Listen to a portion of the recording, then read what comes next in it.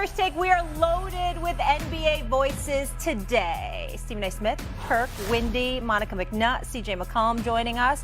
Stephen A., I'm so excited right now because I had this surprise. I have Wendy in the flesh, and I have a friend. Let's go. I already had good Feel Good Friday vibe, Well, and now Wendy's going to have to listen to me every commercial break, chat it up, and have a good time. Hi, Perk. What's up, Molly? The gold blazers, whether it's a blazer or a nightgown, I have no idea, but it looks nice. Congratulations. Can you Wendy, stop it's good to saying that see my you. clothes are Wendy, like pajamas? This is a fabulous suit. Okay, I feel you on that. Wendy, it's great to see you. Kendrick Perkins, great to see you. I'm going to confess on national television. Oh, okay, Pinky. I need y'all today. You like this, right? It does look smooth. Thank you very much. I need y'all today. I'm tired as hell. Oh, you are? So, Wendy, Perk, get ready to put in that work. Okay. You said you got me covered, We Perk. got you. Floor is yours. Yes. Hey, 'Cause I'm Stephen A., I tired. have one question for you because we really miss you out here in the Seaport. When are you coming back, and are you ever coming back? I will be back. I will be question. back. I will be back next. I will be back next. I will be in studio with Doggy next Wednesday. We got games 3 and 4 Saturday and Monday in LA. Yep, we'll be watching. Got to stay through that. Okay. And I'll be flying back the next day. Okay, so we'll see you Wednesday with Dog, who I now have to call Christopher. All right, let's start the show, guys. The Warriors evened up their Western Conference semifinal series with the Lakers after a blowout win in Game 2. As for the Lakers, Anthony Davis did little to help the cause, putting up 11 points on 5 for 11 shooting with 4 turnovers. AD, what happened? I took all the same shots I took in Game 1. Just missed them. Elbow jumpers. Pocket passes to the floater, same exact looks. Didn't shoot no shot that I didn't shoot in Game 1. Just missed them. That's all. They made their adjustments, and we knew they were going to do that. That's what a championship team does, and they held serve on their home court tonight. And we got to obviously see the adjustments they made. We got to make our adjustments coming into Game 3. Okay. Stephen A., here's... Molly, yeah, please, stop. Go. Hi.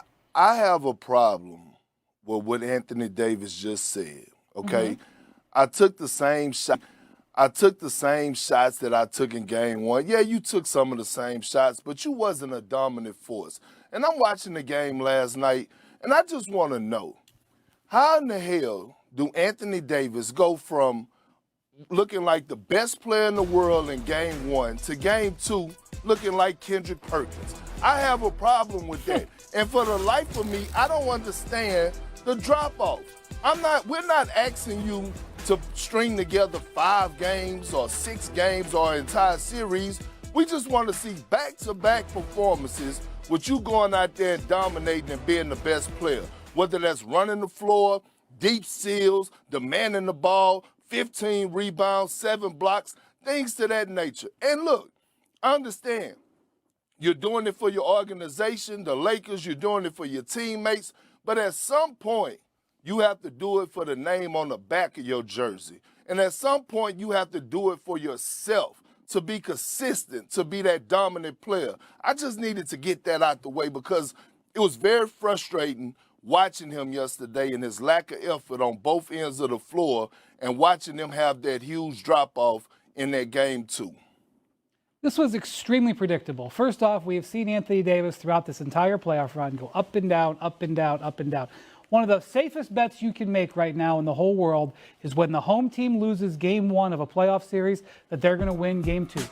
It is 16 consecutive times, including 3 times in the last 3 days, or 4 days, whatever it is, that we have seen after the home team loses Game 1, that the other team comes back. We saw it with the Knicks, we saw it with the Celtics, and now we see it with the Warriors. It is the cadence of the NBA, and frankly, you can argue, Perk, that shouldn't be the case, but I don't think that the Lakers were that upset with the way this played out. They packed it in the second half. LeBron only played 28 minutes. AD's minutes stayed down. They go back home. They saw the adjustments that the Warriors made. They went smaller. Steve Kerr putting JaMychal Green in the starting lineup, coming up with an explanation to try to throw everybody off that Kevon Looney wasn't feeling well, which I find dubious, but maybe it's true. I don't know. And then they go home for games 3 and 4, trying to take control of the series. They obviously are going to have to make some adjustments to get Anthony Davis going, But I don't think the Lakers are that stressed. They know that they're going to have to play very well. I think that the Lakers are going to try to see if they can use their home court advantage now that they've got here to grab this series. To me, Lakers going 1-1, victory LA, advantage LA. If it's 2-2 after game 4, advantage Golden State. The Lakers are going to gun for 3-1, and they save some energy up to try to do it. As I started out on the show saying, I'm pretty damn exhausted. That's bad news for most people who are watching because that means that my tolerance level is 0. I'm not playing games today. Wendy, you're wrong for the first time. Flat out wrong. Anthony Davis was straight garbage last night. Let's just call it what it is. Straight garbage, okay? I mean, he was so bad, sanitation workers might not want to go near him, and that's their job, to take out garbage. That's how bad he was. Now, let's understand something here, and it's the damn truth. We going to say it today, okay, because I ain't got patience, not when I'm tired. Here's the deal, y'all. It's not about what you said, Wendy, because I get your point, and you're not wrong about that. But did you see how LeBron James came out in the first quarter? He was ready. The fact of the matter is, if Anthony Davis was ready like that, they would have had a legitimate shot to go up 2-0 in this series. But he wasn't ready to play. Now, I've pointed this out on several occasions because it's absolutely crazy. In odd numbers games, 1, 3, 5, and then again in game 1 of this series, Anthony Davis is averaging 28.5 points and 17 rebounds on 55% shooting. In even number games, 2, 4, 6, and then game 2 of this series, this man is averaging 13 points and 10 rebounds on 40% shooting from the field, okay? You got 32 different players who've scored 20 points in back-to-back games this postseason. 32 players who've scored 20 points in back-to-back games this season. 20 points or better. Anthony Davis is not one of them. And we all know that when Anthony Davis is on the court and Anthony Davis is playing his game, he's easily a top 7 player in the world as far as I'm concerned.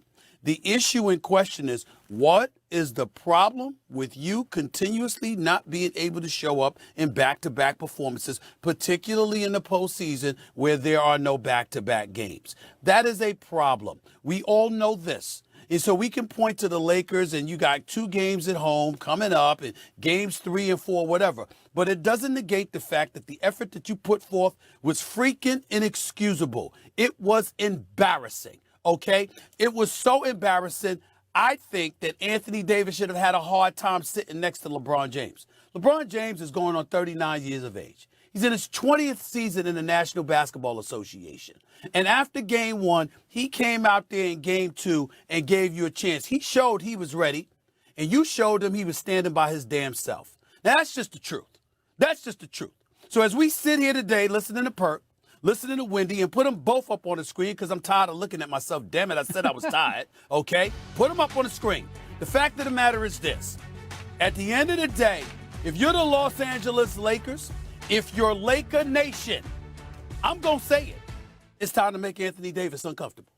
It's time to make him uncomfortable walk these damn streets of Tinseltown.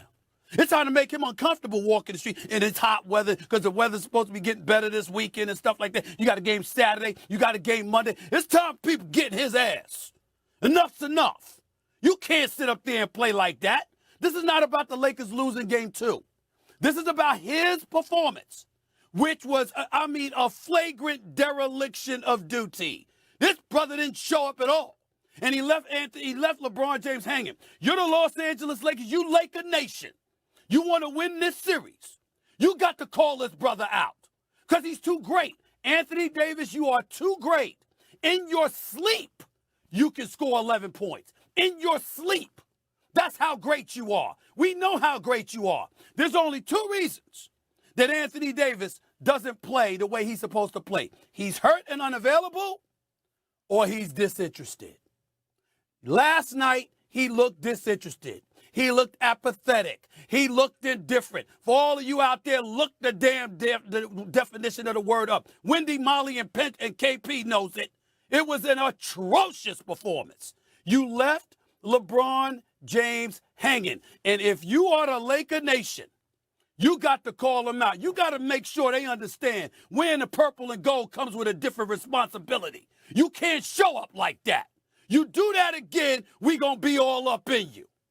Period. And ain't just now. Off season and beyond. We ain't gonna let you walk the streets. When you sit up there, you got us walking through the turnstiles to pay this hard-earned money to watch you put forth a performance like that, knowing your greatness. You ain't no damn scrub. You ain't a good player. You are great. You are phenomenal if you are Anthony Davis and you play like hot garbage and you left LeBron James hanging.